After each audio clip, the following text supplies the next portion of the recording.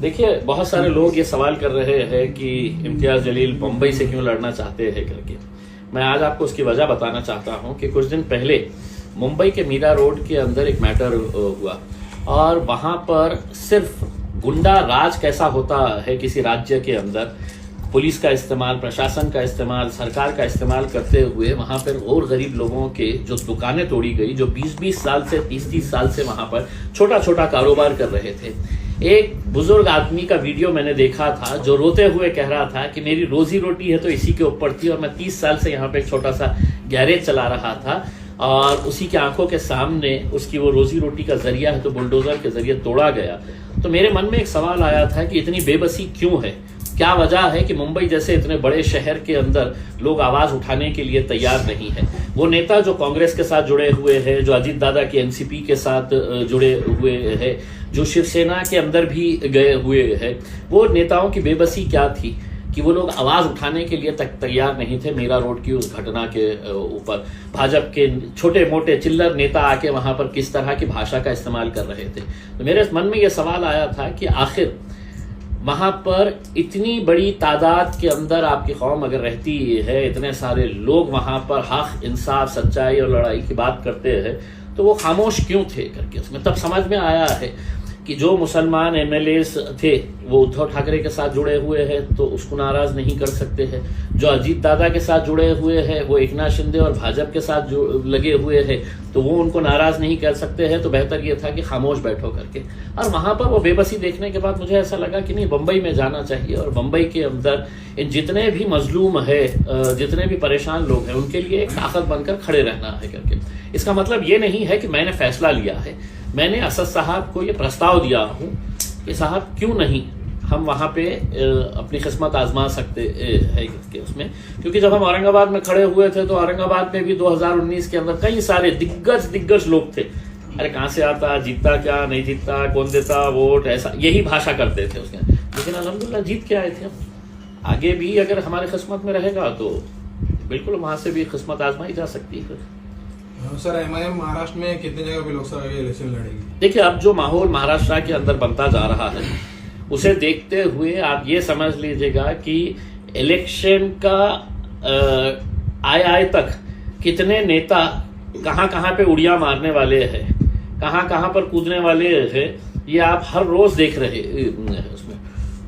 तो अब कई कॉन्स्टिट्यूएंसीज ऐसी हमारी नजरों के सामने आ रही है कि जहां पर हमको ऐसा लगता है कि यार ये तो समीकरण पूरा बदल गया है, हम वहां पर जा सकते हैं करके।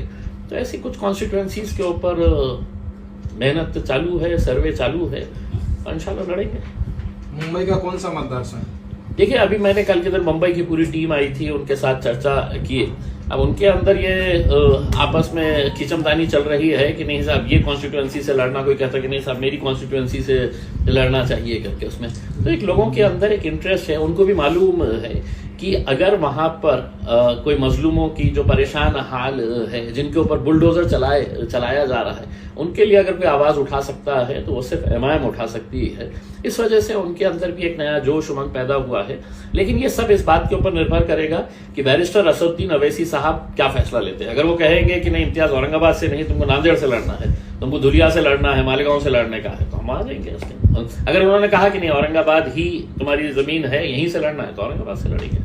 बीजेपी के डर से 35 साल से सेक्युलर नेता पार्टी छोड़ के जा रहे हैं, क्या कहेंगे आप इसके? देखिए, ये एक फैक्ट है कि बीजेपी अपने आप को पार्टी विद डिफरेंस कहती थी, लेकिन बीजेपी के जैसी घटिया राजनीति मेरे हिसाब से हिंदुस्तान में पिछले 75 सालों के अंदर किसी ने नहीं किया है कि साम दाम दंड हर चीज का इस्तेमाल करके हमको सत्ता में कैसा आने का है दोबारा।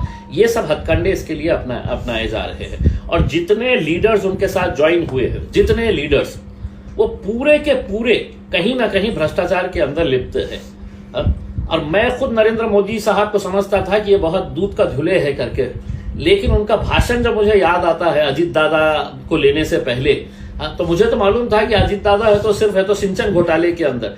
मोदी जी ने अपने भाषण के अंदर कहा था कि 70,000 करोड़ का घोटाला, सिंचन घोटाला, बैंक घोटाला, खनन घोटाला, ये मोदी जी के शब्द है। तब उन्होंने देश को बताया कि ये 70,000 करोड़ रुपए के घोटाले के अंदर ये है, और 4 दिन के बाद उनको बोले कि जरा मेरे पास पार्टी के अंदर आते होंगे तो आ जाओ करके, ले लिए फौरन उनको। तो ये इतने दूध के धुले हुए वजीर आजम अगर है, और वो अगर हमारे को ज्ञान दे रहे हैं और देश को साफ सुथरा और बिल्कुल भ्रष्टाचार मुक्त अगर बनाना चाह रहे हैं, तो पहले अपने गिरेबान के अंदर झांक के देखिएगा। आपका वो भाषण जो है, देवेंद्र फडणवीस का भाषण याद है? अजीत दादा हमको ये मिलेंगे, जैसे ही अजीत दादा हमको मिलेंगे, हाँ, तो हम चक्की पीसिंग चक्की पीसिंग चक्की पीसिंग, इनका देवेंद्र फडणवीस का भाषण। तो ये सिर्फ जनता को बेवकूफ बना रहे हैं। इलेक्शन में इनको समझ में आ जाएगा कि इनका हशर क्या होने वाला है। चंद्रकांत खैरे ने आपके ऊपर भ्रष्टाचार के आरोप लगाए। बस बहुत अच्छे, मेरे बहुत अच्छे परम मित्र है, बहुत अच्छे इंसान है वो। मैं उनको चाहूंगा कि मेरे साथ में बैठे हो, हम दोनों साथ में बैठे कुछ मीडिया वालों को बुलाएंगे और सामने सामने बात हो जाएगी, किसने क्या किया है, किसने क्या नहीं किया है करके। भाषणों के अंदर तो मैं तो खैरे साहब से भी अच्छा भाषण दे सकता हूँ, जबान मेरे मुंह में है तो उनसे अच्छी जबान है उसमें। लेकिन ये है कि अगर सच्चाई के ऊपर बात करने का है तो खैरे साहब, जगह आपकी, समय आपका, दिन आपका, बैठे एक दिन आ जाए, साथ में बैठे, उसके अंदर एक साइड में आप बैठ जाए और दूसरे साइड में वो केंद्र के जो मंत्री है जिन्होंने कहा कि इम्तियाज जलील ने क्या किया है करके। तो भगवत कराड़ साहब, आप और आपके साथ भारतीय जनता पार्टी के दोनों मंत्रियों को बिठा दीजिएगा साथ के अंदर, और हिसाब दूध का दूध पानी का पानी हो जाएगा। उसके अंदर कब बैठते हैं बता दीजिएगा मेरे को, आपकी जगह, आपका दिन और आपका समय। आप मुंबई से लड़ेंगे तो औरंगाबाद से कौन करेंगे? बहुत सारे लोग रहते हैं, बहुत सारे, पार्टी किसी एक शख्स से नहीं चलती है उसमें, कोई ना कोई तो रहेगा। Thank you sir.